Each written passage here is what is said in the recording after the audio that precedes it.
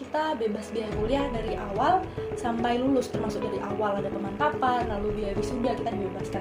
Kita dapat uang saku, dapat uang kos, uang transport juga. Sampai aku juga dapat uang buku per semesternya. Ini kita diberi laptop. Namun sebelum kita mulai videonya, jangan lupa untuk klik subscribe dan nyalain loncengnya supaya kamu dapat notifikasi waktu aku upload video baru. Enjoy this video! Hai semuanya, welcome to my YouTube channel Rista Yanuar. Kali ini aku lagi bawa dua narasumber keren aku yang akan ngasih insight baru ke kalian tentang beasiswa. Nah, tapi sebelumnya kita perkenalan dulu dong. Seperti biasa, namaku Rista dan aku bawa narasumber pertamaku. Hai, nama aku Zafarina Zakalini. Kalian bisa panggil aku Alin. Aku penerima beasiswa Samuna University dari angkatan 2020. Dan yang sebelah kanan, Hai, namaku Safir Zakia, bisa dipanggil Safir. Aku penerima beasiswa Sampurna University tahun 2019. Nah, jadi kedua narasumberku kali ini adalah para penerima beasiswa dari Putra Sampurna Foundation. Nah, teman-teman udah pada tahu belum sih Sampurna University itu di mana? Ya, jadi Sampurna University merupakan salah satu universitas ternama di Jakarta Selatan yang menerapkan standar model pendidikan internasional dalam kurikulum, fakultas, fasilitas, dan operasionalnya. Untuk lebih jelasnya, kita langsung tanya-tanya aja yuk ke narasumbernya.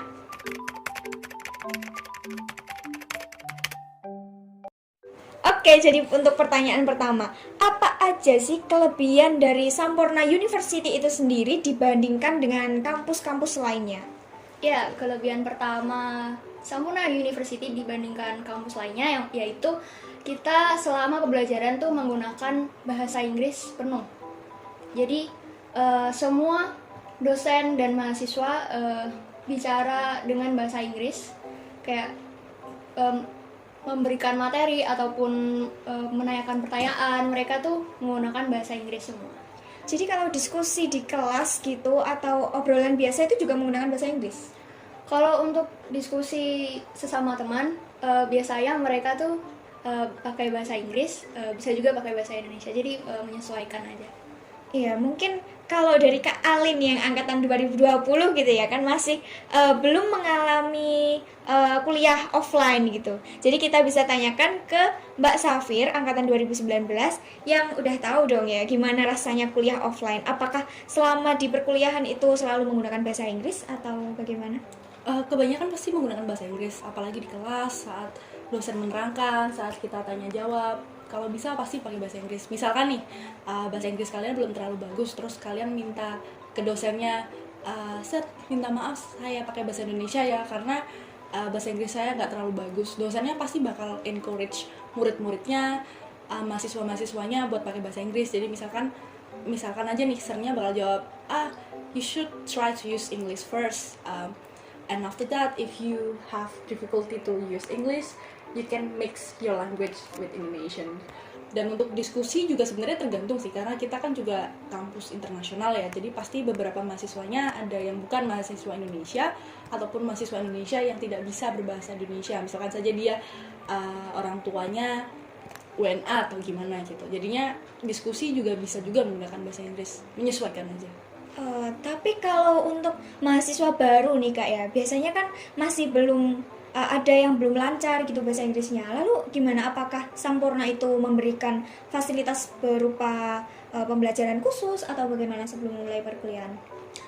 Untuk mahasiswa Samuna sendiri yang belum bisa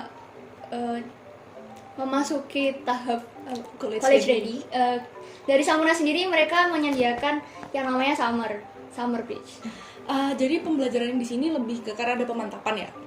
Namanya kalau biasanya yang maba baru masuk, mahasiswa baru, namanya Summer Bridge Program. Jadi pelaksanaannya bersamaan dengan summer program atau semester pendek yang bisa diambil oleh mahasiswa-mahasiswa lain, tapi dengan matkul yang berbeda.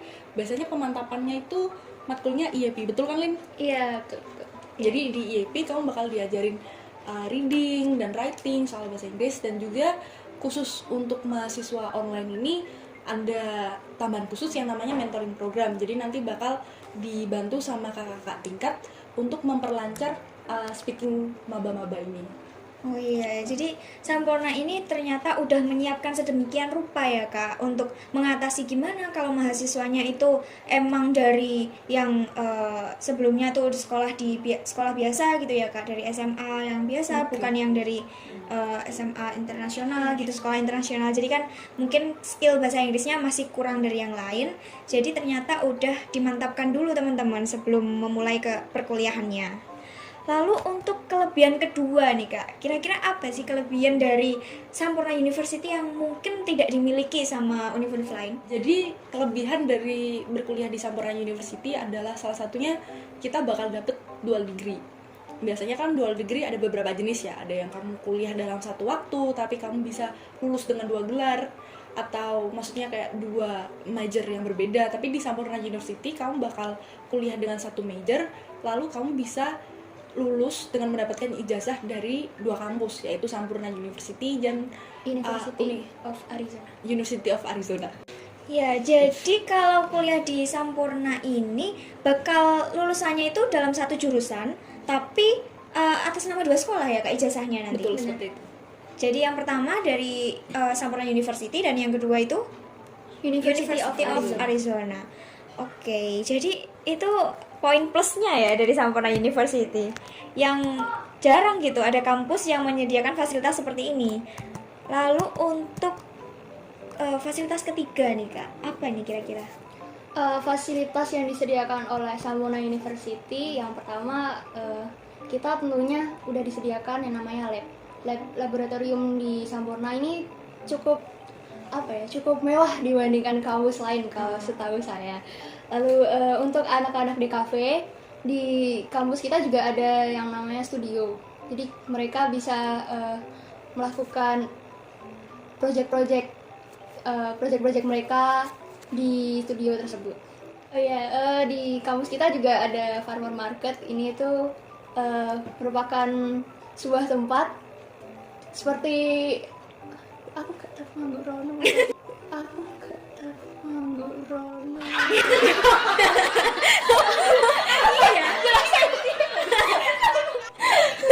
Oke Kak, bisa dijelaskan kan mungkin Mbak Safir lebih tahu gitu tentang fasilitasnya gitu.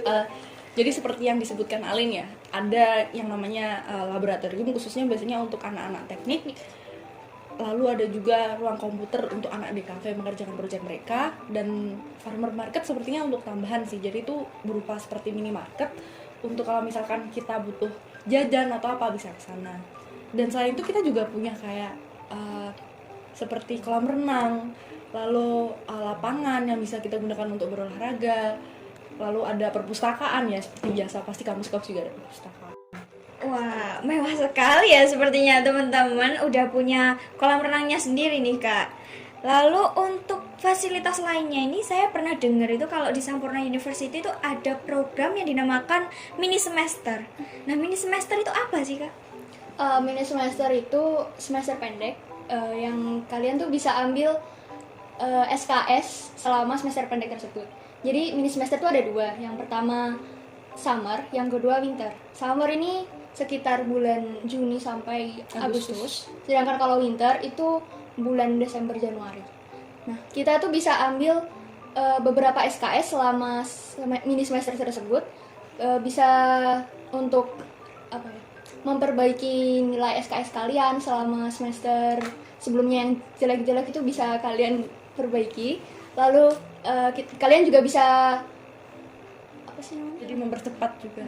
Jadi misalkan nih kalau di semester biasa kalian harus ngambil biasanya 24 SKS, tapi kalau di sini kalau misalkan kamu merasa keberatan ngambil 24 SKS tapi kamu juga tidak ingin tertinggal dengan teman-teman yang lain, kamu bisa nyicil gitu di semester pendek.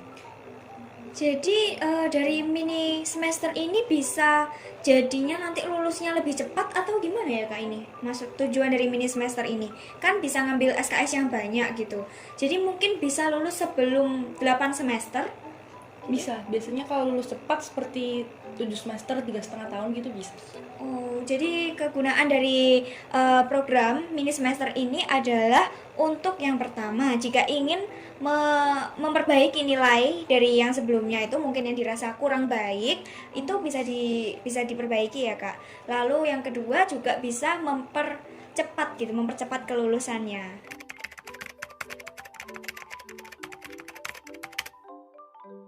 Nah, yang paling penting, Sampurna University ini juga menyediakan program beasiswa. Dan dua narasumberku ini adalah penerima beasiswa dari Sampurna Foundation. Yuk langsung kita tanya-tanya aja, fasilitas apa aja sih yang didapatin oleh mereka selama mendapatkan beasiswa itu? Oke, Kak, boleh dijelaskan apa aja fasilitas yang didapatkan? Jadi fasilitas pertama itu kita bebas biaya kuliah dari awal sampai lulus, termasuk dari awal ada pemantapan, lalu biaya wisuda kita dibebaskan. Lalu untuk biaya mini semester seperti yang disebutkan Alin tadi, untuk summer dan winter kita juga dibebaskan. Wah, jadi semua itu free ya, Kak? Selama kuliah 4 tahun, 8 semester itu udah free semua ya, Iya, Kak? betul. Wah, keren banget ini teman-teman. Ada lagi, Kak?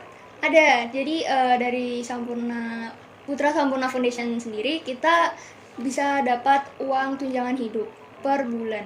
Kita dapat uang saku, dapat uang kos, uang transport juga. Jadi selama hidup di Jakarta Selatan kita bisa hidup dengan uang-uang yang diberikan oleh Putra Sampurna Foundation tersebut. Lalu untuk uang transportnya itu sendiri, Kak, apakah dari semua wilayah itu mendapatkan uang transport itu atau ada ketentuan-ketentuan lain?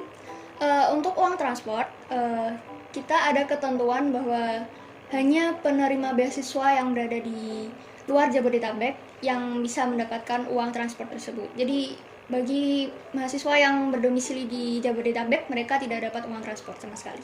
Oh, oke. Iya kan, karena wilayahnya juga deket gitu, Kak ya. Iya, Jadi masih benar. terjangkau gitu. Lalu untuk uang sakunya sendiri nih, Kak. Kan Kakak kan maba online gitu. Dari awal masuk kan angkatan 2020 belum merasakan kuliah di kampusnya Iya, gitu. benar. Apakah tetap mendapatkan uang saku atau ditiadakan gitu, gimana, Kak? Ya, untuk sebenarnya kita tetap dapat uang saku. Namun untuk uang kos kita tidak dapat karena masih di dalam naungan orang tua kan ya. Iya. Kalau untuk uang saku kita dapat namun tidak penuh. Oke, jadi ada pengurangan lah sedikit gitu ya, teman-teman. Tapi cukup untuk sebulan itu. Oke, jadi tetap cukup ya uang sakunya meskipun nggak ngerasain kuliah offline, tapi tetap aja dapat uang sakunya. Enak banget ya, teman-teman. Lalu untuk Mbak Safir ini sendiri kan udah pernah ngerasain setahun ya, Mbak, kira-kira? Iya, setahun. 1 tahun kuliah di sana dengan fasilitas-fasilitas seperti ini. Lalu gimana, Kak, rasanya itu? Mendapatkan apa aja juga? Apakah sama? Uang sakunya apa? Full gitu ya? Hampir mirip sih, ditambah aku juga dapat uang buku per semesternya. Dan lalu untuk ketentuan yang lain seperti uang fullnya juga dikurangin, dan aku juga cukup paham sih karena kan ini lagi pandemi dan kita juga di rumah sama orang tua, makanya kita nggak dikasih full dulu gitu. Iya, lalu ada lagi nih, fasilitas apa sih kiranya yang menggiurkan gitu buat teman-teman sekalian yang bikin iri gitu sama mahasiswa-mahasiswa beasiswa yang dapat beasiswa dari Sampurna Foundation? Ya, untuk penerima beasiswa Putra Sampurna Foundation ini kita diberi laptop per siswanya. Jadi karena pandemi kemarin ini angkatan saya masuk, kita dikirimin dari Jakarta langsung. Wah, Iya. jadi meskipun Meskipun nggak masuk itu tetap dikirim Iya. langsung dari sana. Jadi iya sih, Kak, kan karena kita kalau kuliah online kan tentunya butuh fasilitas Benar. laptop gitu untuk zooming gitu ya, Kak ya. Iya. Mungkin Kak Safir juga dapat juga ya meskipun online gitu. Aku dapat waktu ini, waktu masih di sana kan juga dikasih laptopnya waktu masih offline. Oke, jadi ternyata fasilitas laptop ini bukan hanya untuk mahasiswa online ya, teman-teman. Jadi emang semua mahasiswa penerima beasiswa foundation akan mendapatkan fasilitas laptop tersebut. Lalu kan ini udah banyak banget gitu ya, guys, kelebihan dari beasiswa-beasiswa yang dia dapatkan dari teman-teman penerima beasiswa itu kayaknya udah enak banget gitu kan ya.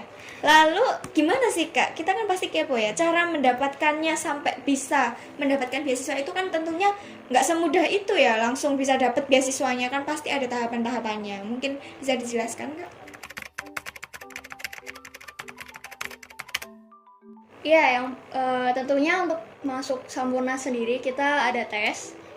2 tahap. Yang pertama yaitu diagnostic test. Jadi kita di diagnostic test itu dites ada pelajaran bahasa Inggris sama pelajaran bahasa Inggris dan matematika. Oke, jadi tesnya itu seputar matematika dan bahasa Inggris ya kak. Jadi Benar. kalau jadi nggak pandang dong dari saintek atau sosum gitu, dari IPA atau IPS gitu, tidak ya? Berarti Enggak. tidak dibatasi dari SMA-nya gitu. Jadi kalau misalnya mau dari IPA mau masuk jurusannya yang sosum gitu bisa ya kak? Bisa itu Wah. seperti saya dan Kak Safir ini. Oh Sebenarnya iya. kami ini dari jurusan IPA di SMA-nya, lalu kita memutuskan untuk mengambil jurusan Sosum ya.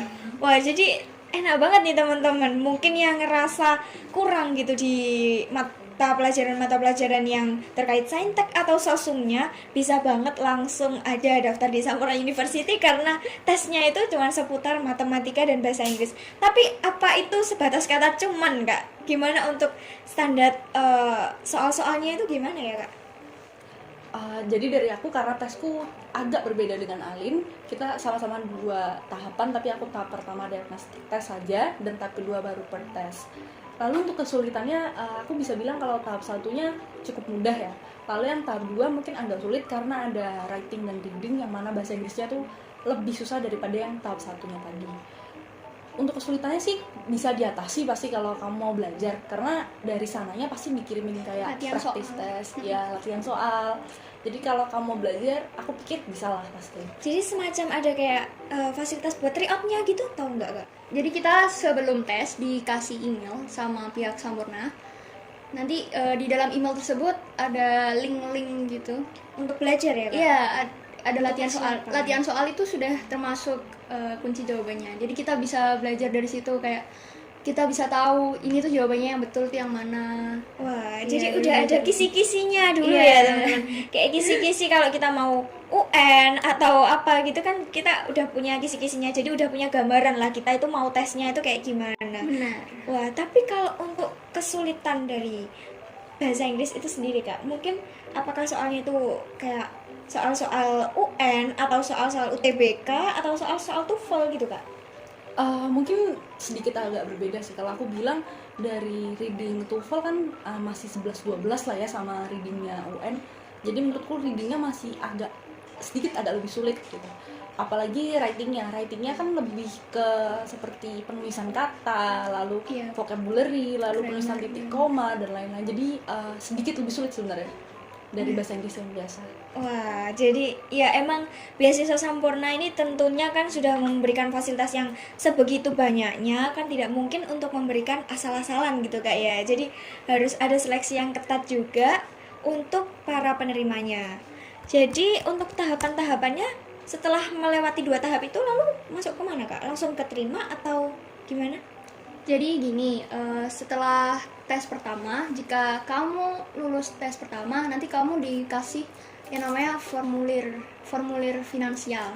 Jadi nanti kamu disuruh isi kira-kira seperti luas rumah kamu berapa, lalu kendaraan yang kamu miliki berapa, saudara kamu berapa, orang tua kamu namanya siapa, seperti itu. Lalu setelah itu kita mengirimkan formulir tersebut melalui kantor pos, dan beberapa hari setelah itu kita menjalani tes tahap kedua. Untuk tes tahap keduanya itu apakah 2 kakak ini melaksanakan tesnya di Sampurna University atau di mana ya kak? Sebenarnya ada orang dari Sampurna University-nya yang bersedia ke sekolah kita, yaitu SMA 1 Tuban. Jadi kita cukup melakukan tes tersebut di ruang komputer sekolah kita. Wah, jadi online ya kak? Sama kayak mungkin lagi tryout biasa gitu? Iya, benar. tapi pengawasnya langsung dari Sampurna University. Oke, jadi langsung dari pengawasnya sana ya untuk meminimalisir kecurangan juga. Setelah melewati 2 tahap tersebut, untuk dinyatakan lolos sebagai penerima beasiswa itu petandanya apa ya kak? Kita akan dapat apa gitu untuk dinyatakan lolosnya? Dari pihak Sampurna sendiri nanti kita dihubungi lewat email. Jadi nanti kita diberitahu bahwa kita lolos dalam tahap seleksi beasiswa tersebut atau tidak. Jadi kita harus menunggu pengumuman dari pihak Sampurna sendiri. Nah, tapi untuk rangkaian tes yang dilakukan oleh Sampurna Foundation ini, apakah tanggalnya itu setelah UTBK dan lain sebagainya itu seperti seleksi kampus-kampus lain, ataukah lebih awal atau gimana ya Kak? Untuk dari rangkaian tesnya sendiri sampai waktu pengumuman sebenarnya semuanya tergolong cukup awal sih. Aku tes tahap pertama itu masih waktu kelas meeting Desember. Jadi masih jauh dari UTBK atau dari SNMPTN. Masih semester 1 ya Kak itu? Semester 1 dari kelas 12? Iya. benar-benar. Wah, jadi masih semester 1 di kelas 12, belum sampai ke semester 2-nya ya? Betul. Bahkan itu belum UNBK, belum tryout ya Kak? Belum. Wah, jadi lebih awal banget ya guys ini tentang rangkaian tes-tesnya gitu.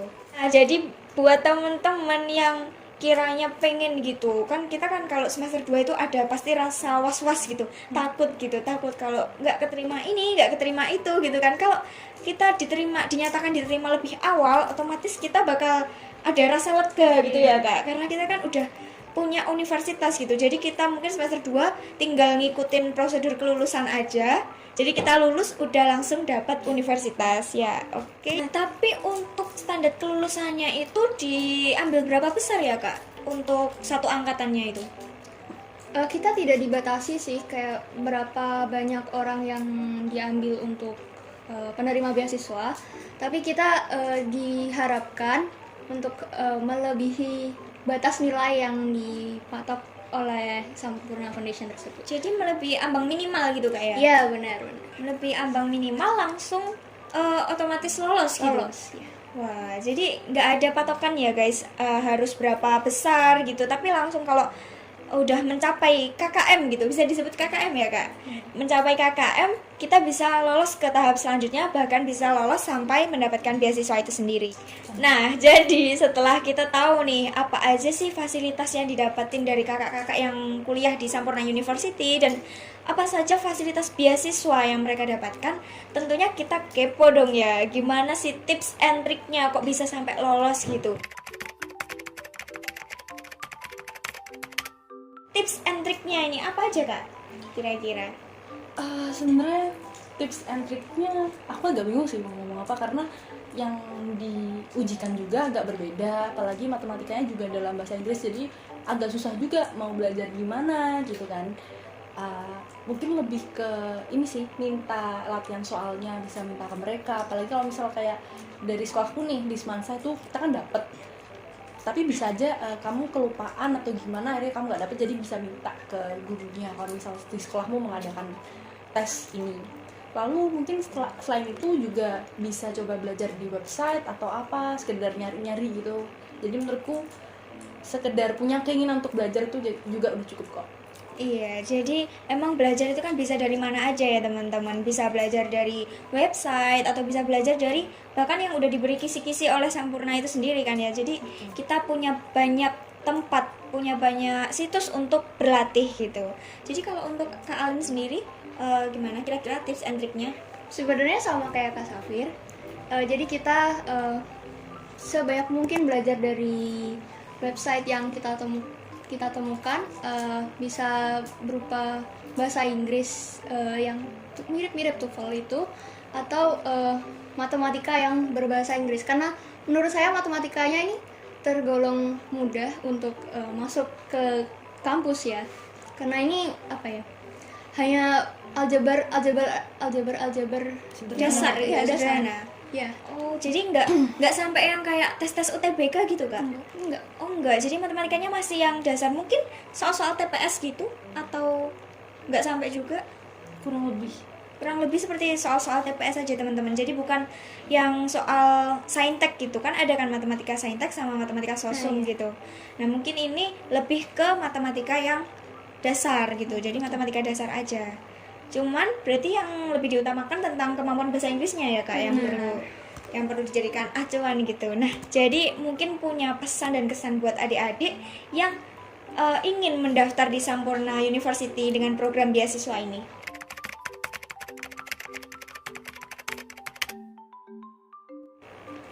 Mungkin pesan dan kesan yang aku mau kasih tahu sih, menurutku masuk di Sampurna University ini salah satu cara buat aku keluar dari comfort zone-ku, karena kan aku terbiasa buat berada di lingkungan yang satu sama aku, mungkin maaf ya yang sekiranya penampilannya mirip sama aku dan lain-lain, dan aku juga jarang banget speaking bahasa Inggris, kecuali dalam kelas bahasa Inggris di SMA. Itu pun percakapannya biasanya juga tetap pakai bahasa Indonesia kan.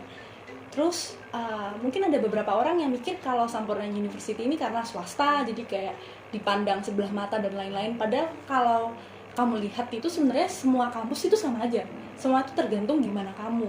Dan aku milih ini karena ya tadi, yang pertama aku keluar dari comfort zone-ku, buat masuk di Sampurna University. Sebenarnya dari awal Sampurna nggak pernah jadi tujuan aku masuk kampus. Aku adalah tujuan kampus lain. Tapi setelah aku timbang dari dual degree-nya, ini bisa bantu aku buat memperluas relasi dengan ketemu banyak jenis-jenis orang baru, apalagi dengan berbahasa Inggris yang bisa mengembangkan diriku sendiri. Jadi itu sih. Terus motivasinya sih menurutku apa ya, lebih ke dimanapun kamu ada, di kampus manapun, jangan pernah pandang sebelah mata kampus itu, karena semua itu tergantung dari kamu. Iya, bener banget nih teman-teman. Mungkin ada yang masih berpemikiran kalau universitas negeri itu pasti lebih baik dari universitas swasta. Padahal kan pada kenyataannya semua itu tergantung pada diri pribadinya ya. Jadi kalau teman-teman emang seperti Mbak Safir ini yang ingin keluar dari zona nyaman, lalu ingin mendapatkan relasi yang banyak, karena kan dari dual degree-nya itu kan dapat teman-teman banyak ya dari luar negeri ya Kak. Betul. Jadi otomatis skill kita auto meningkat dong teman-teman. Nah, untuk Kak Alin sendiri, apakah ada pesan dan kesan untuk adik-adik yang ingin mendaftar di Sampurna University menggunakan program beasiswa ini? Kalau dari aku sendiri ya, kalau kalian nggak bisa bahasa Inggris itu nggak apa-apa. Kita semua belajar dari nol. Pasti ada dari dosen atau teman-teman yang mau bantu kamu. Jadi kamu nggak perlu takut buat masuk Sampurna. Kita semua belajar, jadi kita nggak perlu insecure sama teman-teman yang kiranya Udah jago gitu ya dari bahasa awal. Inggris ya udah jago dari awal. Ya. Iya bener banget. Jadi ini buat teman-teman ya, mungkin yang habis lihat video ini terus ngerasa kayak aduh aku nggak bisa nih kesana karena kan kemampuan bahasa Inggrisnya itu yang diutamakan. Nah aku nggak bisa bahasa Inggris, kan masih ada banyak waktu untuk belajar ya teman-teman. Belajar itu bisa dari banyak situs kan ya, bisa dari beberapa sistem gitu, bisa speaking sama teman, bisa minta ajarin sama guru, minta ajarin dari segala macam gitu kan, pasti banyak. Apalagi di era digital ini kan untuk belajar apapun mudah ya Kak. Sumbernya banyak. Untuk Kak Alin sendiri mungkin ada saran untuk belajarnya itu dari mana aja gitu? Kalau aku biasanya belajar bahasa Inggris lewat film ya, mungkin kayak menambah vocabulary dari Iya, jadi nambah kosakata gitu ya Kak? Iya benar. Terus kalau Kak Safir mungkin ada itu apa gitu yang bisa bikin Kak Safir sampai bisa berbahasa Inggris dengan lancar gitu? Sebenarnya kalau dibilang lancar sih aku nggak terlalu lancar ya, masih ini sih, apalagi aksenku masih medok banget kan. Tapi kalau untuk belajar gimana itu lebih ke kamu harus pede. Misalnya nih kamu ikut webinar atau kamu ada dosen kan biasanya masih berbahasa Indonesia, itu kamu harus pede dulu.